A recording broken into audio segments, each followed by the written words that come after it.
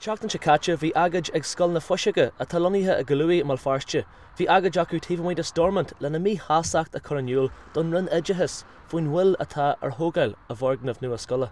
Bhí gá rud ag tarlú le Feirne, bhí ceiliúón, bhí muid ceiliú na múna atá ag na pláistí in sa scoil. Bhí muid ag mar trámánaíochta, bhí muid ag mar péile, bhí pláistí ag ceol. But ag an am céarna bhí agad ag golar cumáid, mar tána teismóthirí na pláistí na múteirí, tá pobl na scoile just dú Deutsche.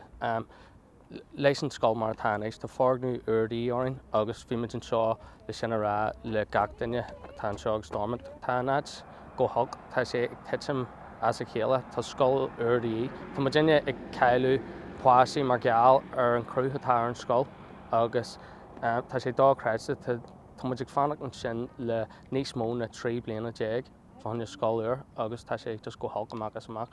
Him no tree, to scoil nini, Carrick sé, bhfuil shut at, níl sé bat, ní jay, bhfuil Bhí atmosfér maian seáinniu, bhí gach duine expert an mai agus bhí pláistí an teach mai ag scrádaí agus ag seanta. níl sé bat, ní jay, bhfuil Na planan na tógála seo ag Roinn Oideachais le rinshhaid blianta agus gach coppla bliain aithríonn rialaithe aithríonn na próiseis agus go ddíreach go mbeadh an rud curtha siar agus siar go dtí am mbliana go tá muid néaclansin an sin am mbliana nach bhfuil an tairgad an leis na scoileanna seo thógáil. So bhí muid aonta dóthasach go teachtaiste an bblion seo go méh an tógáil seo tá siad am mbliana agus creide muid inis nach bhfuil sin le tarlú. Teigim muid ar level amháin na bhfuil an tairgad an ach ní heigim muid cén fan nach ró an scoil tócha nuair a bhí an tairgad acu.